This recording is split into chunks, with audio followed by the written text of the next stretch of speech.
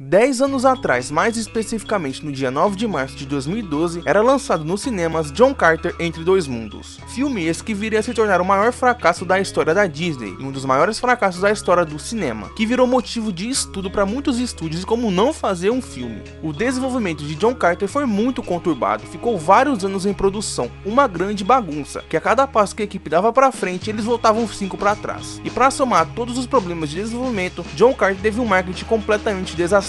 Era uma bomba declarada. E hoje eu vou te contar a história de John Carter e os vários motivos que levaram ao monumental fracasso desse filme.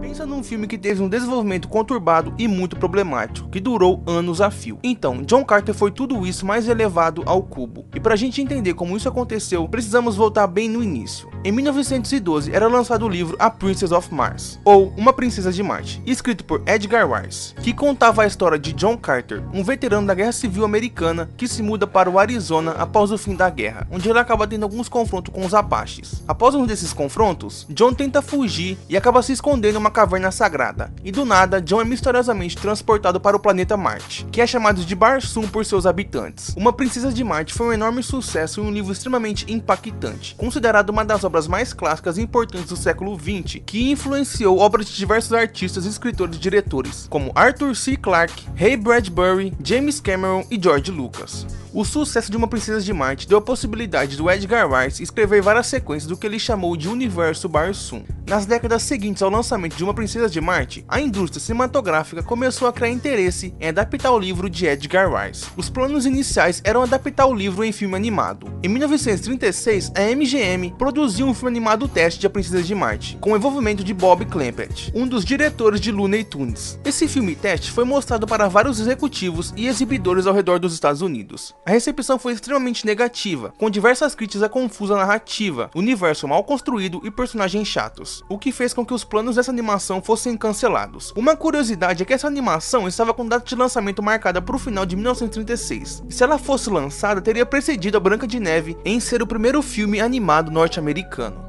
Após essa animação da MGM não ir pra frente, no final da década de 50, vários animadores da Disney também começaram a ter um certo interesse em adaptar a obra de Edgar Rice. Mas sempre quando eles apresentavam suas ideias para os executivos da Disney na época, eles negavam qualquer tipo de conversa sobre um filme animado de Uma Princesa de Marte, sempre alegando que seria algo muito trabalhoso e complicado para ser feito. E eles estavam certos, e meio que dando um aviso para gerações futuras.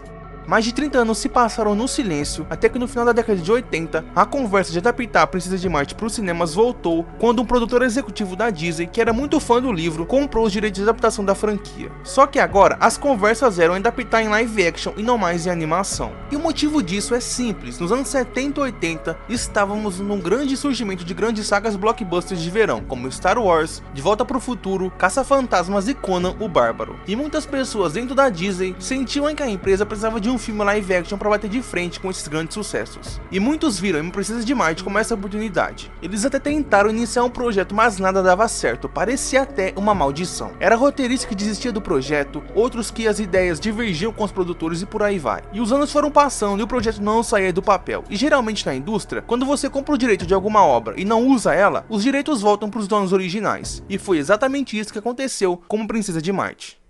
Mais uns anos se passaram até que em 2003 o produtor James Jacks leu A Princesa de Marte e suas sequências e ficou completamente apaixonado pelo universo criado por Edgar Rice. Ele, que tinha um relacionamento muito bom com a Paramount, tentou convencer o estúdio a comprar os direitos de adaptação da obra. Ele passou um ano nessa empreitada até que em 2004 a Paramount finalmente entrou na dele e venceu a disputa pelos direitos de adaptação da Princesa de Marte. E parecia que veríamos o projeto de um filme da obra sair do papel. A Paramount contratou Mark Protosevich para escrever o roteiro e Robert Rodrigues ficou encarregado da direção do filme. Os planos de Protosevich e Rodrigues eram adaptar os dois primeiros livros da saga em um filme só, e se fizesse sucesso, planejar uma trilogia. E parecia que tudo estava indo bem. A Paramount marcou as gravações do filme para o final de 2005, e o casting do elenco começaria a todo vapor. Mas o terremoto no projeto veio quando do nada Protosevich e Rodrigues pediram demissão conjunta da produção do filme no início de 2005, alegando divergências criativas com alguns produtores. Isso foi um baque muito muito grande na Paramount. Eles perderam na mesma hora diretor e roteirista de um dos projetos que eles estavam mais apostando, e por isso eles acabaram adiando o filme de A Princesa de Marte indefinidamente. A Paramount até tentou continuar com o projeto, contratando Jon Favreau para direção, mas eles perceberam que muito dinheiro seria gasto para ressuscitar o projeto. Mas em 2006 a Paramount oficialmente cancelou a adaptação de Uma Princesa de Marte, e parecia que o tão sonhado filme de alto orçamento de A Princesa de Marte iria voltar pro limbo de uma vez para sempre.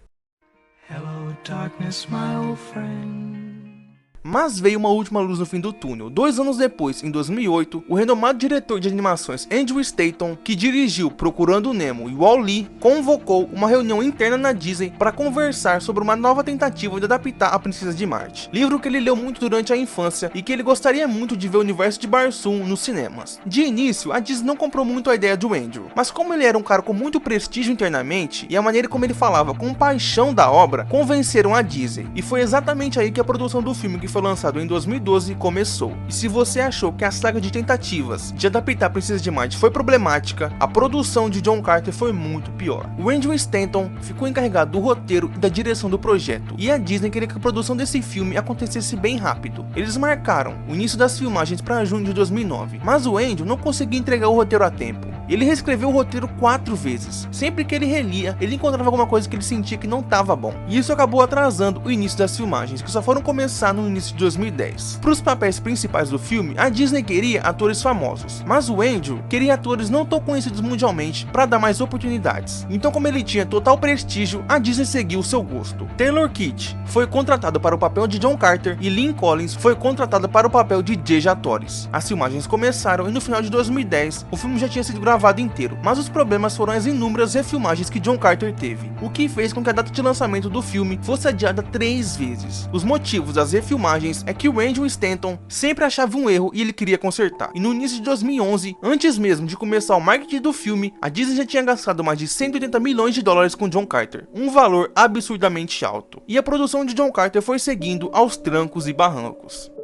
Uma produção conturbada sempre vai atrapalhar a qualidade de um filme, mas geralmente não é o que causa o fracasso dele. E aí que entra o marketing. Já tivemos vários casos de filmes que tiveram produções difíceis, mas a boa campanha de marketing fez com que ele conseguisse uma boa bilheteria. O marketing sempre vai ser fundamental pro bem e pro mal, e no caso de John Carter, para a tragédia. O marketing de John Carter foi um completo desastre e considerado por muitas pessoas uma das piores campanhas de marketing da história. A equipe da Disney fez de tudo para que John Carter não chamasse a atenção de ninguém, e anos depois do lançamento foi revelado que os envolvidos no marketing desse filme não tinham muita experiência, já que nunca tinham trabalhado antes em marketing de grandes filmes blockbusters, o que pra mim explica a cagada que fizeram. Primeiro, da burrice de mudar o nome do filme. Quando o filme foi anunciado lá em 2008, ele tinha um nome igual ao do livro, Uma Princesa de Marte, mas a equipe de marketing da Disney não confiava muito nesse nome. Eles achavam que esse nome não iria chamar a atenção do público, não sei de onde eles tiraram isso. Enfim, então eles mudaram o nome do título para John Carter de Marte. O Andrew Stanton achava esse título fantástico. Ele pensava que quando as pessoas vissem esse nome, iria passar a impressão de uma grande aventura galáctica. Mas o que ele não imaginaria é que uma animação da Disney lançada em 2011 iria atrapalhar no seu filme. E eu estou falando de Marte Precisa de Mães, animação lançada em 2011 que foi um tremendo fracasso, uma grande bomba de bilheteria que traumatizou a Disney. E logo após o fracasso dessa animação, a Disney exigiu que a palavra Marte fosse tirada do título de John Carter. Eles achavam que as pessoas de alguma maneira poderiam associar um filme com outro. É claro que as pessoas vão associar uma animação de mães são sequestradas com um filme live action de ação e aventura, não é mesmo? Pra mim, essa decisão de mudar o nome foi um erro grotesco e burro. Uma Princesa de Marte é um título muito mais chamativo que John Carter, que vamos combinar, é um título bosta. Um simples nome. Vamos fazer o teste aqui. Pense em 2 filmes exatamente iguais, mas um deles chama Alex J e o outro The Planet of the Black Moon, ou Planeta da Lua Negra. Qual deles vai te chamar mais atenção? Eu aposto que o segundo. Não precisa ser um gênio do marketing para entender isso.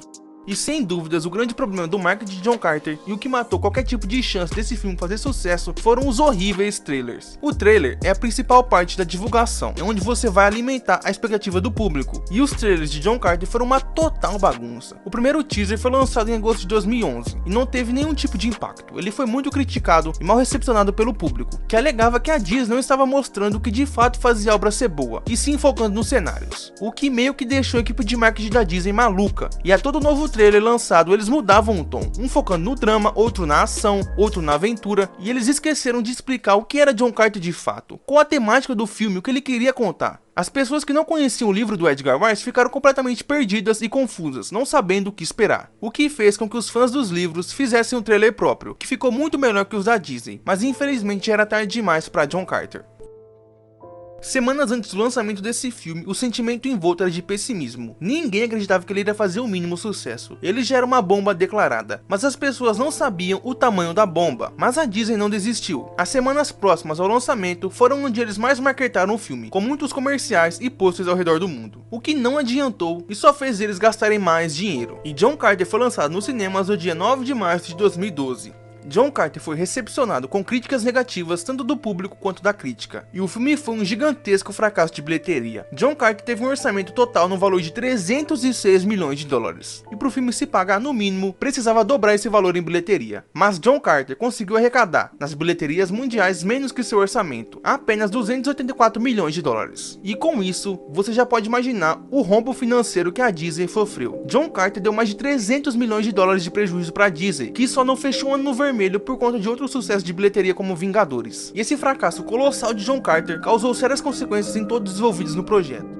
Houveram mudanças na Disney. Uma parte da equipe do marketing foi demitida após o fracasso de John Carter. O diretor da Walt Disney Pictures na época, Rich Ross, deixou a empresa. Eles reduziram o orçamento de alguns filmes. John Carter acabou impactando negativamente nas carreiras do Taylor Kitsch e da Lynn Collins. Antes do lançamento já haviam planos de 2 sequências diretas de John Carter, planos esses que foram obviamente cancelados. E como eu disse no início, John Carter virou estudo para várias outras empresas, em 2 quesitos: desenvolvimento e marketing. E o filme marcou a história da Disney, mas como deu pra ver, pelos motivos errados.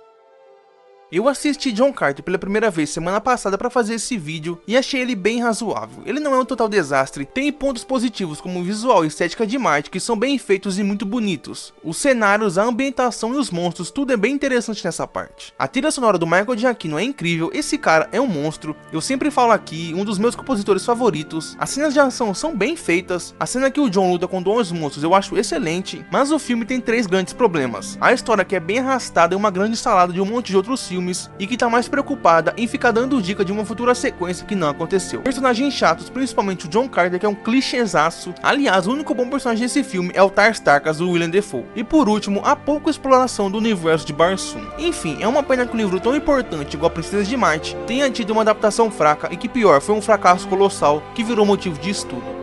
Foi isso, pessoal, esse foi o vídeo sobre John Carter, espero que vocês tenham gostado. Deixa o like no vídeo para me ajudar, se inscreve no canal se você não for inscrito, ativa o sininho para não perder nenhum vídeo, a gente se encontra na próxima, beleza? Fui!